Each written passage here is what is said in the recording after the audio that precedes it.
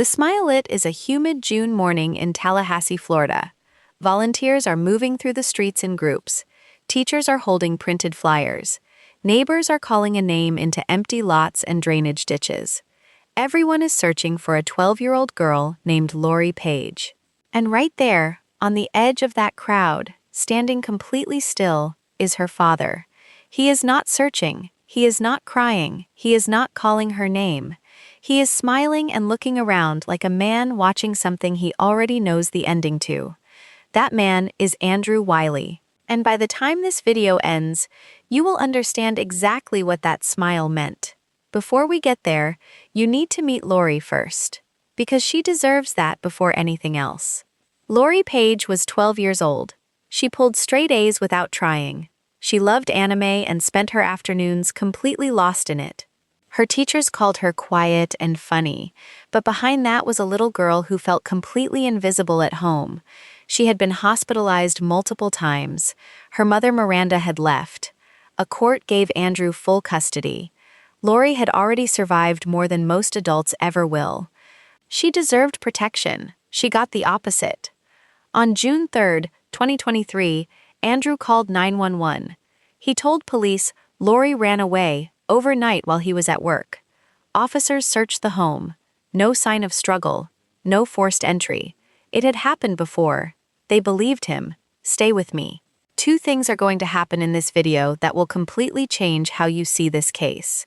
You are going to find out what Andrew searched on his phone. And you are going to hear what Lori told her best friend before she vanished. 6 months passed with no trace of Lori anywhere. Detectives started measuring every word Andrew said, and not one of them was adding up.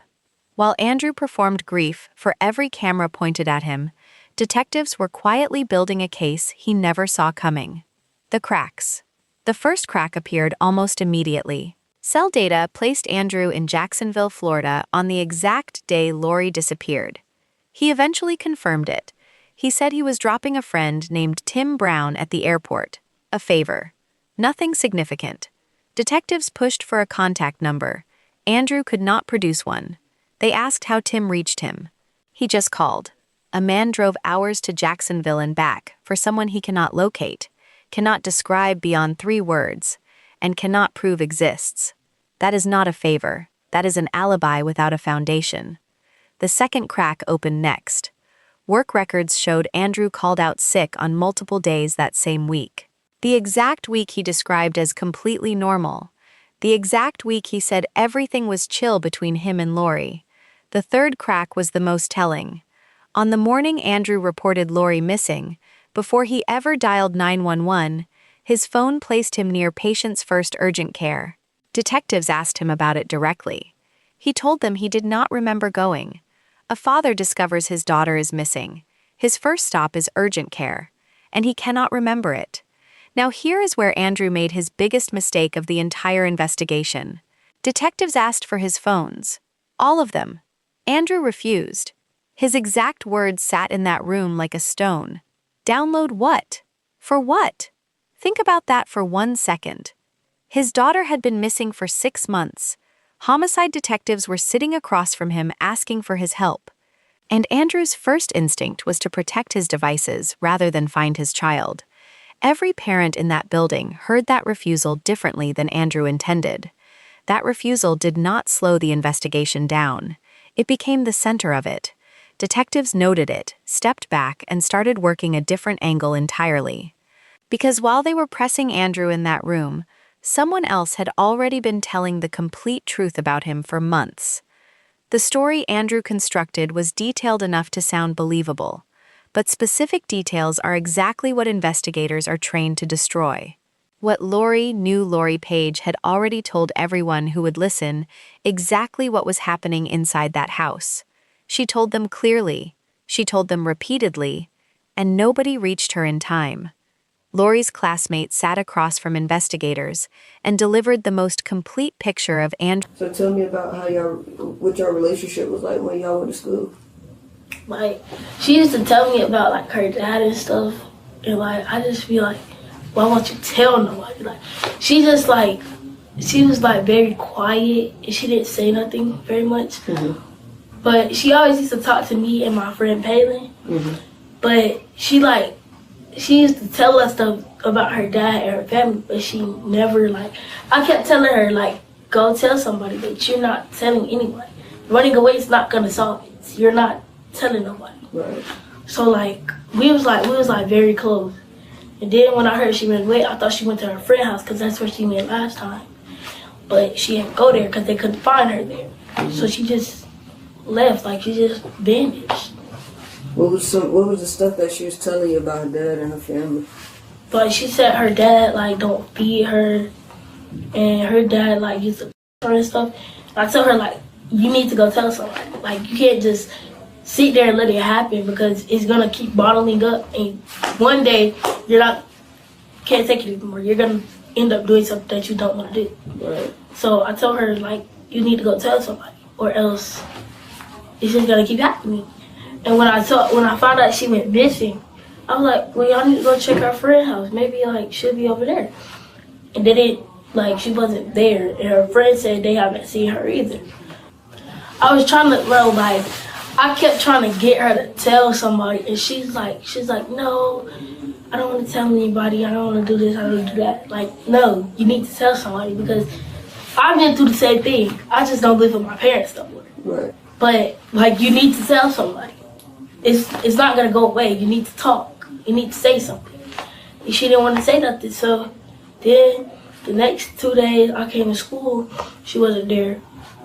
And I kept asking teachers, I was like, where is Lori at? She's not coming to school. Where's Lori? So then the teacher was like, oh yeah, she went missing. Go look at it. It's on the news. And I just started crying. I was like, what you mean she went missing? Did she ever tell you why she wouldn't tell? What she thought would happen if she did tell somebody about all that? What did she think? She told me that her dad was gonna kill her. And I told her, if you come to school and you say something to a teacher, your dad's not gonna find out. You're not talking to your dad. Right. You're talking to somebody who's going to tell the officers. They can tell you, and then your dad won't even have no clue. The police, they'll just knock on your door. You won't have no clue. Right. Your daddy won't know. Just tell the teacher and they'll call somebody. But she never wanted to listen to me. And bro, the one thing, if you go look on the news and you see the video that Miss Summers was in, you can see her dad standing on the side, and he was smiling. He wasn't doing anything. He was smiling. He was looking and he was looking around while they was searching for Lori, right? He's sitting on the side smiling and looking around. Baby, you're not gonna look for your child? Something's wrong with you. I ain't gonna say that because you might put me in handcuffs, but No. I'll scrap with him because you literally sitting on the camera and you're smiling. You're not. Wow, all the other people from our school, from here, are looking for your child, and you're smiling.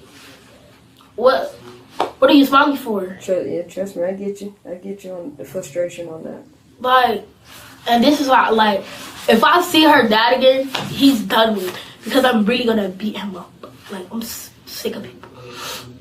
But yeah, I really do miss my friend. And while there was no real confirmation to any of these, detectives still believed that he had gotten her pregnant. And in the quest, No answer for the blood, no answer for the bones. But the one thing Lori deserved most was about to be taken from her one final time.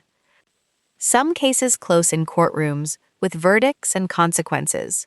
This one closed in a detention facility at 2 a.m., with no cameras and no witnesses. No verdict. Andrew Wiley never sat before a jury. While awaiting trial at Leon County Detention Facility, he suffered a pulmonary embolism. He was pronounced dead. No courtroom, no verdict, no moment where someone stood in front of 12 strangers and proved what he did to his own daughter. The man who searched for remote water sources, the man who scrubbed his daughter's blood from his car, the man who stood smiling at her search party, the man who said, "So what?" when detectives told him her bones were found. That man died in a jail cell quietly and without consequence. And Lori Page, who pulled straight A's, who loved anime, who warned everyone around her, who was right about everything, never got her moment. There was no verdict spoken in her name. There was no sentence handed down. There was no public record of accountability for what Andrew Wiley did to her inside that house, and in that car, and on that plantation road in Georgia. The phone proved where he went. The blood proved what he did. The bones proved where she ended up. But proof and justice are not always the same thing. And Lori Page deserved both. Andrew died before he ever faced a jury. Lori never got her verdict. Do you think justice was ever truly possible for her? Or did the system fail her long before Andrew did? Tell me what you think. Rest easy, Lori. And if this case stayed with you, subscribe, share this video right now, and make sure her name keeps getting heard. She deserved so much more than the life she was given, and she deserves to be remembered.